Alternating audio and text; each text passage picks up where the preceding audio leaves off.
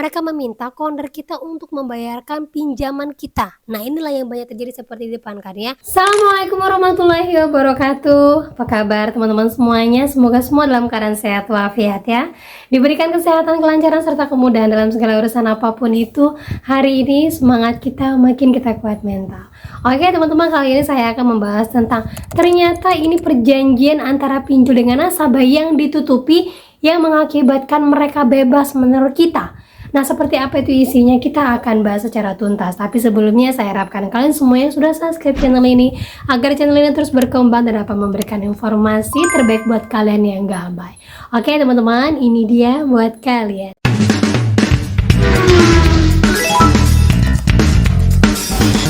Oke teman-teman, sebelumnya saya update lagi ya, PT Malahayati resmi ditutup Satgas Pasti.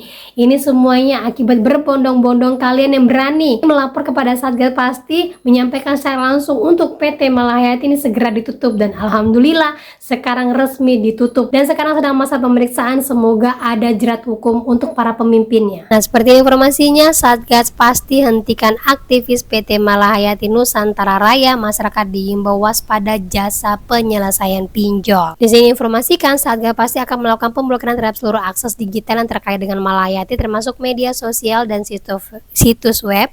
OJK juga memperingatkan akan menempuh jalur hukum pidana apabila perintah penghentian kegiatan tidak dipatuhi. Nah, yang menyebabkan sangat keras bahwa Malahayati ini wajib untuk dipidana adalah dalam publikasinya ditemukan adanya penggunaan logo OJK serta klaim bahwa perusahaan tersebut telah terdaftar berizin serta setelah dilakukan klarifikasi dan verifikasi dipastikan bahwa PT Malahayati tidak memiliki izin OJK maupun regulator terkait lainnya. Selain itu, perusahaan tersebut juga menawarkan skema yang berpotensi merugikan masyarakat, yakni mengarahkan nasabah untuk menutup utang pinjaman online dengan mengambil pinjaman baru di platform lain, dan proses tersebut perusahaan meminta imbalan jasa dana pinjaman yang telah dicairkan. Nah, itu dia teman-teman ya, dan mirisnya sekali ternyata banyak korban yang mengatakan bahwa untuk melunasi utang-utang mereka dipaksa untuk gali lagi dari semua pinjol kemudian bagi dua. Dan apa yang terjadi? Pemimpin dari PT Malahayati ini langsung kayak mendadak bisa beli mobil mewah, bisa kontrakan di mana-mana, sawahnya langsung banyak. Dari mana? Dari mengeruk kalian yang katanya kita harus memberantas pinjol, biarkan aja kita gali semua uang-uang pinjol biar pinjolnya bangkrut, yang ujung-ujungnya malah kita nasabah yang konsultasi sama dia yang bangkrut. Jadi hati-hati sekali buat teman-teman semuanya ya. Tugas kalian saat ini adalah ayo laporkan ke Satgas Pasti semua konsultan pinjol yang membawa nama OJK, yang meminta kalian untuk mengeruk banyak uang dari pinjol-pinjol, yang meminta kalian untuk cara mengeluar dari pinjol adalah dengan ngeruk pinjol ilegal untuk menutupinya, ataupun kalian diminta untuk menyetorkan sejumlah dana dan dipaksa untuk menandatangani perjanjian yang isinya memberatkan kalian. Ayo laporkan semuanya kepada Satgas Pasti dengan bukti-bukti atas percakapan serta tindakan yang sempat kalian lakukan. Gue teman-teman ya, jangan hanya satu, ya banyak tuh orang-orang di atas sana yang sudah kaya dari uang kalian, yang alasannya dengan kata mau membantu kalian, ujung-ujungnya malah mengeruk uang kalian. Jadi hati-hati ya. Dan lanjut lagi teman-teman, jadi sekarang kan banyak tuh beredar ya, dimana-mana tidak punya utang pinjol, katanya data kita masuk ke dalam slik OJK, terus kita disuruh bayar sejumlah uang padahal kita tidak melakukan apapun. Ternyata ada seorang teman yang langsung datang ke kantor OJK ngecek apakah benar ada hutangnya di sana. Seperti ini informasinya, dari kemarin gue diteror pinjol ilegal, ditelepon ke kantor gue dan bilangnya gue ada pinjaman pinjol banyak banget, salah satunya ada kami. Gue merasa nggak pernah ada pinjaman apapun. Siang tadi gue ke OJK untuk minta slik OJK. Ada yang pernah ngalamin nggak ya? Slik OJK kita bersih, nggak ada pinjaman apa-apa. Hasil slik OJK udah keluar, udah terbukti semua. Untuk cicilan gue hanya ada cicilan apartemen dan kartu kredit, itu pun K1 lancar. Semoga yang neror-neror nggak jelas dapat balasannya aja karena udah neror ke nomor kantor saya. Terus ada yang jawab, Kak aku pernah kayak gitu, email ke kantor bilang kita ada pinjaman. Pas dicek ternyata ada yang cantumin kita sebagai nomor keluarga warga yang bisa dihubungin di pinjaman tersebut, alias nomor kita dijadikan kondar sama orang yang tidak dikenal. Nah itu dia teman-teman ya, jadi kebanyakan rata-rata OJK mengatakan kalau ada yang tagihan seperti ini bisa jadi ya nama kalian itu dijadikan kondar oleh orang lain, kemudian ditagihlah sama si pinjol tersebut dan kalian disuruh bayar. Nah itu banyak sekali kejadian seperti itu ya. Jadi buat teman-teman semuanya yang menggunakan pinjol, yang saat ini masih harus terpaksa menggunakan pinjol. Nah pesan saya buat teman-teman di luar sana yang masih menggunakan pinjol dan terpaksa tanpa sengaja menggunakan nomor teman kalian sebagai kontak darurat, ayo kalian harus bersifat bertanggung jawab, minta maaf, agar apa? Kedepannya seandainya ada teror seperti ini, mereka tidak ketakutan. Mereka tidak akan mereka tidak akan mengambil keputusan gegabah dan tidak akan mengabari kehidupan teman-teman kita ini yang tidak menggunakan pinjol. Karena apa? Sekarang desi pinjol itu tidak pandang bulu. Mengapa banyak orang yang tidak menggunakan pinjol ditagih? Karena ternyata namanya digunakan sebagai kondar. Tuh teman-teman ya, jadi next ke depan siapapun yang masih menggunakan pinjol dengan sangat terpaksa, gunakanlah nomor kondar yang kalian kelola sendiri. Gitu ya. Dan lanjut lagi teman-teman. Jadi di sini saya dapatkan lagi ya perjanjian. Ya, yang mana perjanjian ini sempat dipost sama Bang Fikri di IG-nya dan saya baca di dalamnya. Ternyata inilah yang sangat merugikan nasabah, yang dimana di dalam perjanjiannya itu tidak pernah dipost ataupun di-up untuk ditandatangani oleh para nasabahnya, yang isinya mengizinkan semua pinjol untuk meneror kita ketika terjadi yang namanya gagal bayar. Nah ini dia perjanjiannya, kita bacakan satu persatu. Nah dalamnya ada pasal 19, konsekuensi dari peristiwa cedera janji. Pada saat terjadinya cedera janji dan penerima pinjaman gagal untuk melakukan perbaikan dalam waktu 14 hari, maka pemberi pinjaman dapat dengan leluasa yang pertama mempercepat kewajiban pembayaran dan pelunasan setiap atau seluruh kewajiban finansial penerima pinjaman berdasarkan perjanjian.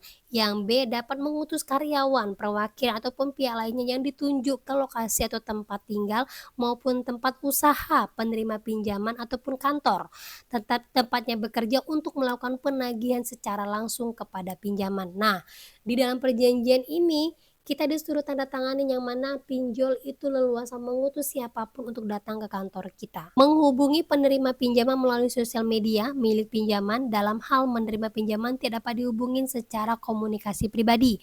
Menghubungin kontak darurat yang dibelikan melalui aplikasi untuk mengajukan permohonan asisten oleh pinjol. Artinya apa? Mereka meminta kondar kita untuk membayarkan pinjaman kita. Nah inilah yang banyak terjadi seperti di depan kan ya, karena ternyata di dalam perjanjiannya itu sudah ditunjukkan bahwa menghubungi nomor darurat yang telah diberikan untuk mengajukan permohonan pembayaran.